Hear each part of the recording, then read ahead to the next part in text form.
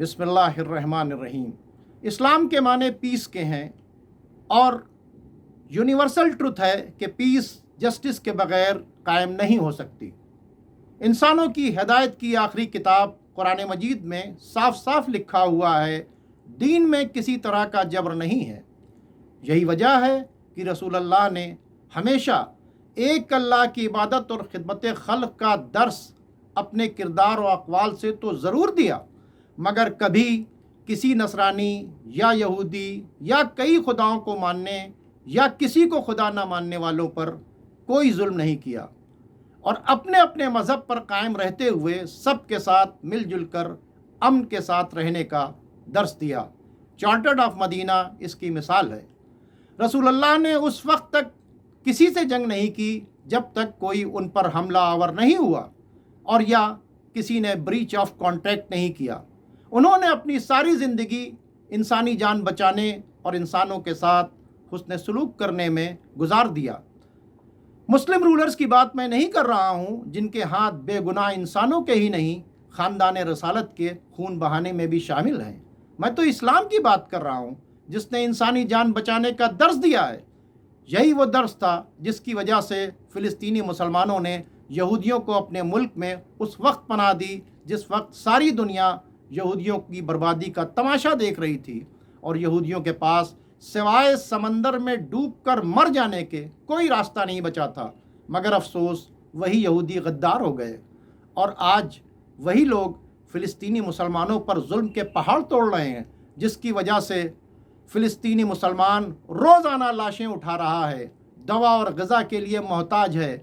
اپنے ہی گھر سے اسے نکالا جا رہا ہے۔ یہودیوں کے اس ظلم کی پشت پناہی نصرانی بھی کر رہے ہیں۔ یونائٹڈ نیشن میں اسے کھل کر دیکھا جا سکتا ہے۔ بڑے افسوس کے ساتھ کہنا پڑتا ہے کہ فلسطینیوں کے ساتھ ہو رہے ظلم پر زیادہ تر مسلم ملک خاموش تماشائی بنے ہوئے ہیں،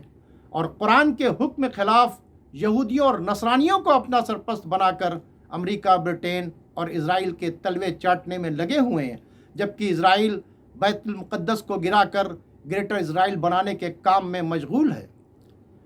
سورہ مائدہ کی آیت نمبر 51 سے 55 میں صاف صاف لکھا ہوا ہے کہ اے ایمان والوں، یہودیوں اور نصرانیوں کو اپنا سرپرست مت بناؤ، اور یہ بھی بتا دیا ہے کہ جن لوگوں نے یہودیوں اور نصرانیوں کو اپنا سرپرست بنا رکھا ہے ان کا شمار قرآن کی روشنی میں یہودیوں اور نصرانیوں میں ہی ہے۔ رسول اللہ کی حدیث ہے کہ مسلمان ایک جسم کی طرح ہیں، جس طرح جسم کے کسی حصے کو تکلیف ہوتی ہے تو پورے جسم کو تکلیف ہوتی ہے۔ افسوس ہے فلسطینی مسلمان برسوں سے تکلیف اٹھا رہا ہے، مگر مسلم بادشاہ قرآن اور حدیث کے خلاف یہود و نصارہ کو سرپرست بنا کر عیش کر رہے ہیں۔ خدا بھلا کرے اس بوریا نشین عظیم ہستی کا جس کا نام آیت اللہ روح اللہ خمینی تھا،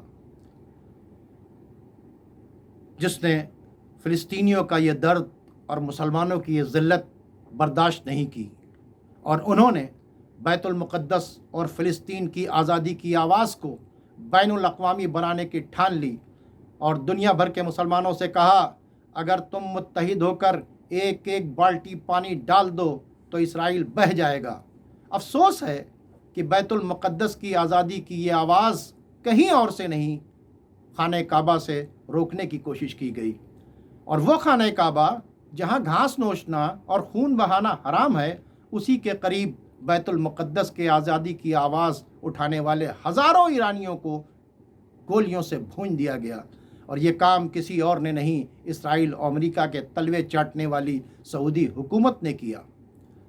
مگر وہ آواز تبھی نہیں، ایران سے اٹھتی ہی رہی، اور دنیا بھر میں رمضان کے آخری جمعہ کو یوم القدس منایا جانے لگا۔ آج رہبر معظم آیت اللہ خامنائی صاحب اسی آواز کو آگے بڑھا رہے ہیں، جس کا نتیجہ پتھروں سے لڑنے والے فلسطینی اسرائیل پر راکٹ اور میزائل داغ رہے ہیں۔ قدس فورس بنا کر بیت المقدس کی آزادی کی مہم کو آگے بڑھانے والے جنرل قاسم سلیمانی نے اس تحریک کو صرف ایران ہی نہیں، سیریا، یمن، لبنان اور عراق تک پہنچا دیا، اور اب یہ آواز اسرائیل اور امریکہ نواز بادشاہوں کے دل ہلا رہی ہے، کیونکہ عرب ملکوں کی عوام फ़लस्तीन और बैतुल मुक़द्दस की आज़ादी के तराने गाने लगी है, उसने मुसलमानों को तोड़ने वाले अरब रूलर्स के शिया सुन्नी टकराव की साजिश को अच्छी तरह समझ लिया है और सब के सब बैतुल मुक़द्दस की आज़ादी के लिए आगे आ रहे हैं। इंशाअल्लाह जल्द से जल्द इज़राइल की ज़ालिम हुकूमत ख़त्म होगी और बैतुल मुक़द्दस और फ़लस्तीन दोनों आज़ाद होंगे। परवरदिगार आलम इस तहरीक को चलाने वाले और इसमें शामिल सभी लोगों को अपने हिफ्ज़ व अमान में रखे और इत्तेहाद को तोड़ने वालों की साजिश को ख़त्म कर दे। वस्सलाम, खुदा हाफिज़।